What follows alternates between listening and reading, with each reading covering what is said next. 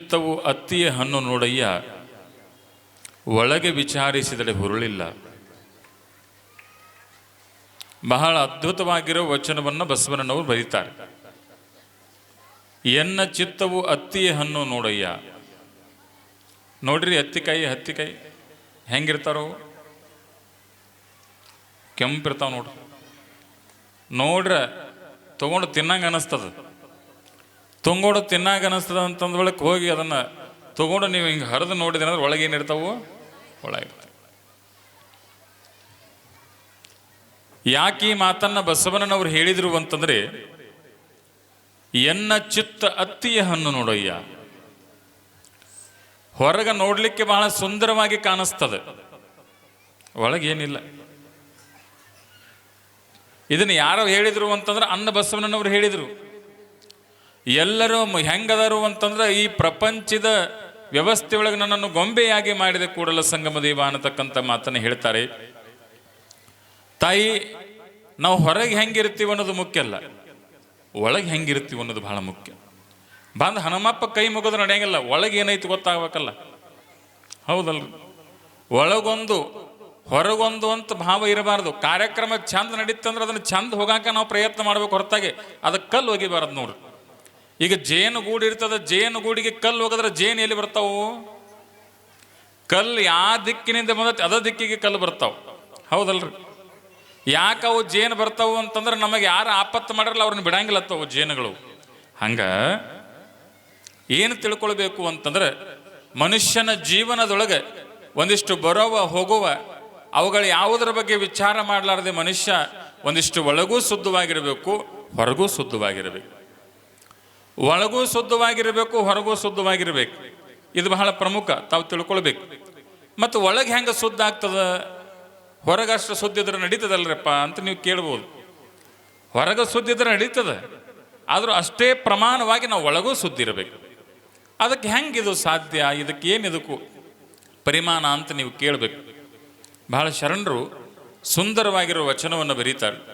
ಯಾವಾಗ ನಮ್ಮ ಅಂತಃಕರಣ ಬಹಿರಂಗ ಶುದ್ಧ ಆಗ್ತದ ಅಂತಂದ್ರೆ, ಶರಣರು ಹೇಳ್ತಾರ, ಮೃದು ವಚನಗಳೇ ಸಕಲ ಜಪಂಗಳಯ್ಯ, ಮೃದು ವಚನಗಳೇ ಸಕಲ ತಪಂಗಳಯ್ಯ, ಸದು ವಿನಯವೇ ಸದಾಶಿವನ ಒಲುಮೆಯ, ಕೂಡಲ ಸಂಗಮ ದೇವ ಒಲಿವನಯ್ಯ ಅನ್ನೋ ಮಾತನ್ನು ಹೇಳ್ತಾರೆ. ಮೃದು ವಚನಗಳೇ ಸಕಲ ಜಪಂಗಳಯ್ಯ, ಮೃದು ವಚನಗಳೇ ಸಕಲ ತಪಂಗಳಯ್ಯ. ಏನು ಹೇಳ್ತಾರವರು? ಒಳ್ಳೆ ಮಾತುಗಳನ್ನು ಆಡೋದೈತಲ್ಲ, ಅದ ಜಪ, ಅದ ತಪ. ಏನ್ರಿ ಒಳ್ಳೆ ಮಾತು? ಇದನ್ನ ಕೇಳೋದು ನೀವು ಬರೀ. ಮೃದು ವಚನಗಳೇ ಸಕಲ ಜಪಂಗಳಯ್ಯ, ಮೃದು ವಚನಗಳೇ ಸಕಲ ತಪಂಗಳಯ್ಯ, ಸದು ವಿನಯವೇ. ನೋಡ್ರಿ, ಬಸವಣ್ಣವ್ರು ಬಂದರು, ಸ್ವಾಗತ ಕೋರ್ರಿ. ಏನು ಮೀಶವು, ಅದ್ಭುತ ಅದ್ಭುತ. ಈ ಕಡೆ ಬರ್ರಿ, ಈ ಕಡೆ ನಿಂದ್ರೆ. ನೀ ಯಾಕೆ ಬೆನ್ನು ಹತ್ತಿ ಬಂತಪ್ಪ, ಬಸವಣ್ಣ ಅಪ್ಪನ್ನಿ. ಕೊಂಡ್ರಪ್ಪ, ಬಾಜು ಕೊಂಡ್ರಿ, ಚಂದಾಗಿದೆ. ಅವನು ತುಟಿ ಗಿಟಿ ಹತ್ತೈತಿ, ನೆಕ್ಕಿಕ್ಕೇನು ಮತ್ತೆಲ್ಲ ಕುಡಿಯೋದ. ಮುಂದೊಂದು ಸ್ವಲ್ಪ ಮುಂದೆ ಸರಿಸ್ರಿ, ಚಂದಾಗೆ ನೋಡ್ರಿ. ಜೋರಾಗಿ ಚಪ್ಪಾಳೆ ಬರಲಿ ಬಸವಣ್ಣವ್ರಿಗೆ. ನೀ ಯಾರವ? ಸಾವಿತ್ರಿಬಾಯಿ ಪುಲೆ ಅವ್ರು ಬಂದಾರ, ಅಕ್ಷರದವ್ವ. ಕುರ್ಚಿ ಹಾಕೋ ಕಾಕ.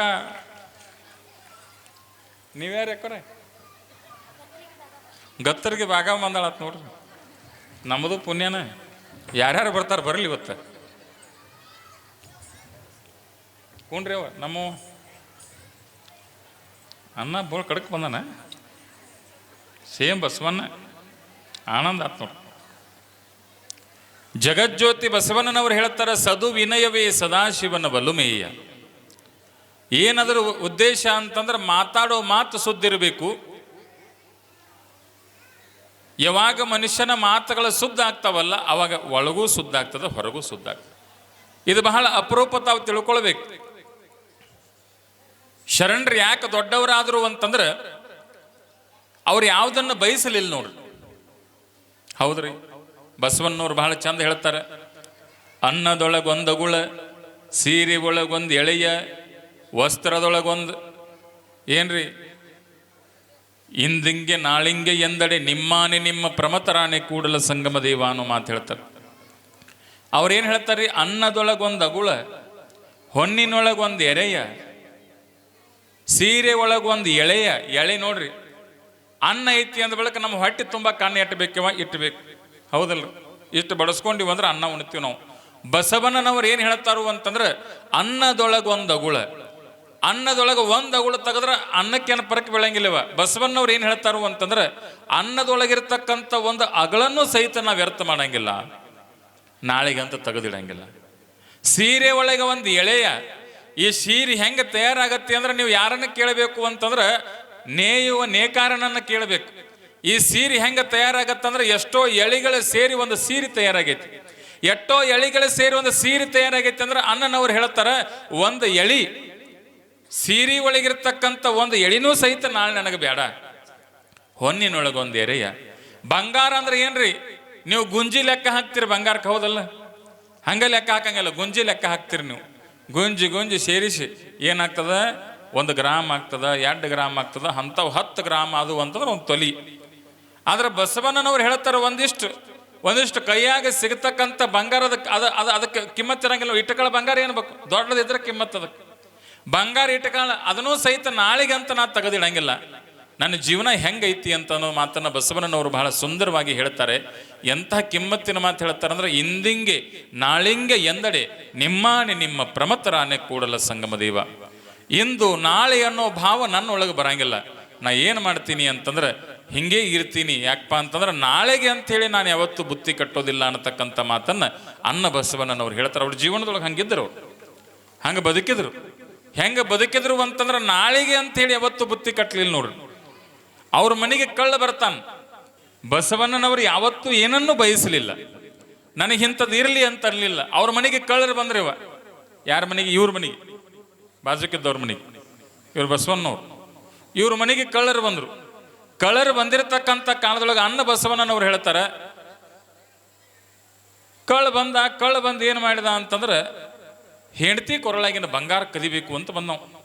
ನೋಡಿದ ಆಕಿದೇನಪ್ಪ ಅಂತಂದ್ರೆ ಹಿಂಗೆ ಬಸವಣ್ಣವ್ರು ನಾಳೆಗೆ ತೆಗೆದಿಡವ್ರಲ್ಲ. ಕಳ್ಳ ಬಂದು ನೋಡ್ತಾನ, ಅಲ್ಲಿ ಸಂದಕ ತೆಗಿತಾನ, ಅಲ್ಲಿ ತೆಗಿತಾನ, ಇಲ್ಲಿ ತೆಗಿತಾನ, ಬಂಗಾರ ಇಲ್ಲ.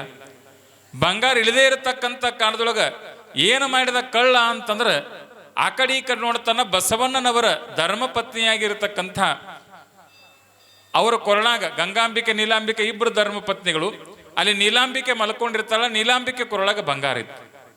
ಯಾವಾಗ ಬಂಗಾರ ಇತ್ತಲ್ಲ, ಬಂಗಾರ ಇದ್ದಾಗ ಕಳ್ಳ ಏನು ಮಾಡಿದ ಅಂತಂದ್ರೆ ಆ ಬಂಗಾರದ ಸರಕ್ಕೆ ಕೈ ಹಾಕಿದ್ ನೋಡ್ರಿ. ಬಂಗಾರದ ಸರಕ್ಕೆ ಕೈ ಹಾಕ್ತಾನ ಕಳ್ಳ.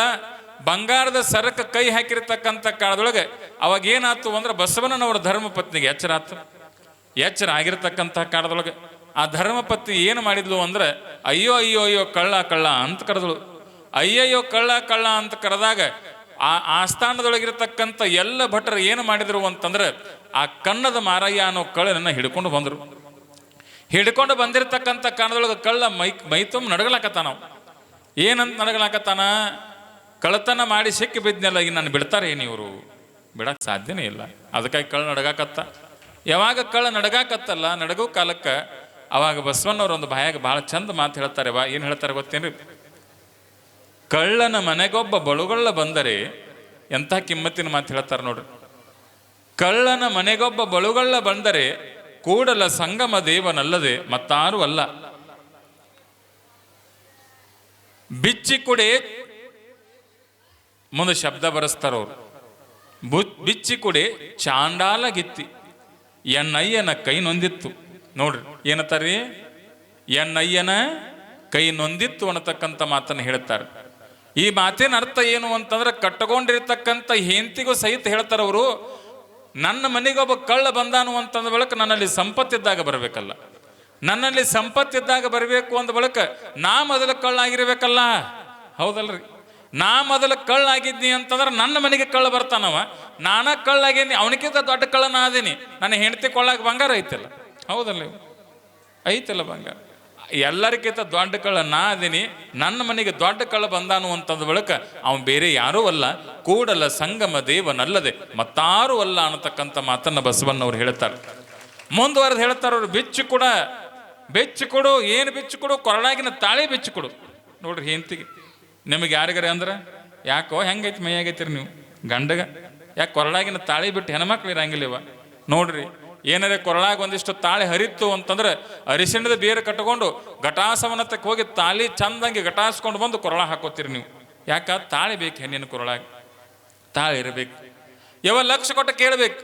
ಹೆಂಗ ನಾವು ತಾಳಿಗೆ ಹೆಂಗೆ ಕಿಮ್ಮತ್ತು ಕೊಡ್ತೀವಲ್ಲ, ಹೆಣ್ಮಗಳು ಕೇಳಕತ್ತಾಳಕ್ಕೆ ಬಸವಣ್ಣವ್ರು ಹೆಂಡ್ತಿ, ಅಲ್ರಿ ನನ್ನ ಕೊರಳಾಗಿನ ತಾಳಿ ಬೆಚ್ಚಿ ಕೊಡ್ತೀರಲ್ಲ, ನಿಮಗೊಂದು ಸ್ವಲ್ಪ ಬುದ್ಧಿ ಐತಿಲ್ಲ, ನಿಮ್ಮನ್ನ ನಾ ಹೆಂಗೆ ಬೆಚ್ಚಿ ಕೊಡ್ಲಿ ಅಂತ ಕೇಳ್ತಾಳಕ್ಕೆ ಹೆಣ್ಮಗಳು. ಅವಾಗ ಬಸವಣ್ಣವ್ರು ಹೇಳ್ತಾರ, ಆ ಬಂಗಾರದೊಳಗ ನಾ ಇಲ್ಲ, ನಿನ್ನ ಹೃದಯದೊಳಗ ನಾ ಅದೀನಿ, ಅದನ್ನು ತೆಗೆದು ನೋಡು ನೀನು.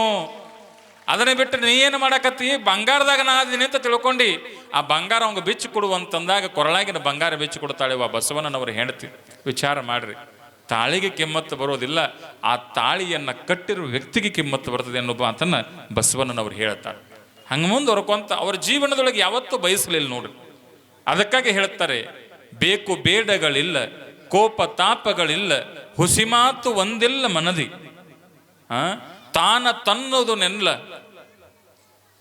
ಮೆಟ್ಟಿ ನಿಂತವ ಸಿದ್ಧ ಅನ್ನೋ ಮಾತನ್ನು ಹೇಳ್ತಾರೆ. ಯಾವುದು ನನಗೆ ಬೇಕು ಅನ್ನೋ ಭಾವ ಅವರೊಳಗೆ ಬರಂಗಿಲ್ಲ, ಎಲ್ಲವೂ ನಾ ತ್ಯಾಗವನ್ನ ಮಾಡಿ ನಿಂತಿರತಕ್ಕಂಥ ಮಹಾನುಭಾವ ಅನ್ನ ಬಸವಣ್ಣ. ನನಗಾಗಿ ಏನನ್ನೂ ಬಯಸುವುದಿಲ್ಲ, ಒಂದಿಷ್ಟು ನನ್ನ ಜೀವನದೊಳಗೆ ನಾ ಇಟ್ಟುಕೊಳ್ಳೋದಿಲ್ಲ ಅನ್ನತಕ್ಕಂಥ ಮಾತನ್ನು ಅನ್ನ ಬಸವಣ್ಣವ್ರು ಹೇಳ್ತಾರೆ.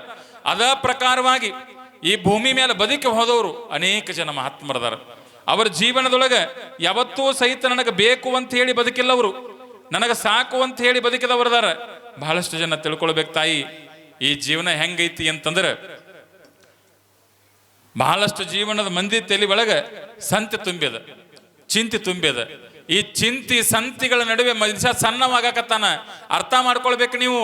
ಏನ್ ಅರ್ಥ ಮಾಡ್ಕೊಳ್ಬೇಕು ಅಂತಂದ್ರೆ, ಮಹಾತ್ಮರ ಶಕ್ತಿ ಹೆಂಗೈತಿ ಅಂತಂದ್ರೆ, ಈ ಭೂಮಿ ಮೇಲೆ ಇರ್ತಕ್ಕಂಥ ಮಹಾತ್ಮರ ಶಕ್ತಿ ಹೆಂಗೈತಿ ಅಂತಂದ್ರೆ, ಅವ್ರು ಬ್ಯಾಡ್ ಅಂತ ಹೇಳಿ ಸಾವುಕಾರರಾದ್ರೂ ನಾವು ಬೇಕಂತ ಹೇಳಿ ಬಡವರಾಗಕತ್ತೀವಿ.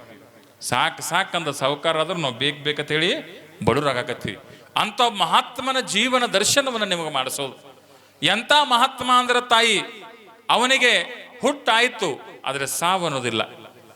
ಅವನಿಗೆ ಈ ಭೂಮಿ ಮೇಲೆ ಹುಟ್ಟಾಗ್ಯದ ಆದ್ರೆ ಸಾವು ಅನ್ನೋದಿಲ್ಲ. ಅವ ಈ ಭೂಮಿ ಮೇಲೆ ಸದಾವು ಕಾಲ ಚಿರಂಜೀವಿ ಅದಾನ. ಯಾರಿಗೆ ಚಿರಂಜೀವಿ ಅಂತ ಕರೀತಾರಿ ಅಂತಂದ್ರೆ, ಯಾರಿಗೆ ಸಾವಿಲ್ಲ ಅವರಿಗೆ ಚಿರಂಜೀವಿ ಅಂತ ಕರೀತಾರ. ಅಂತಹ ಸಾವಿಲ್ಲದೆ ಇರತಕ್ಕಂಥ ಮಹಾಮಹಿಮ ಯಾರು ಅಂತಂದ್ರೆ ಅದು ಮಾರುತೇಶ್ವರ ಅನ್ನತಕ್ಕಂಥನ್ನ ತಾವು ತಿಳ್ಕೊಳ್ಬೇಕು. ಮಾರುತಿಗೆ, ಹನುಮಪ್ಪನಿಗೆ ಸಾವಿಲ್ಲ, ಅವ ಸಾವಿನ ಜಯಿಸಿದವ. ಅವಂಗೆ ಎಟ್ಟ ಕಷ್ಟಗಳು ಬಂದರೂ ಸಹಿತ ಅವ ಸಾವಿನ ವ್ಯಾಮೋಹಕ್ಕೆ ಒಳಗಾಗದೆ ಇರತಕ್ಕಂಥ ಹನುಮಪ್ಪ ಅನ್ನತಕ್ಕಂಥ ಅರ್ಥ ಮಾಡ್ಕೊಳ್ಬೇಕು ತಾಯಿ ನೀವಿಲ್ಲ. ಅದು ರಾಮಾಯಣ ಒಂದು ಪವಿತ್ರವಾಗಿರುವ ಸಂದರ್ಭ. ಈಗ ನೀವೆಲ್ಲ ನೆನಪಿಟ್ಟುಕೊಳ್ಬೇಕು.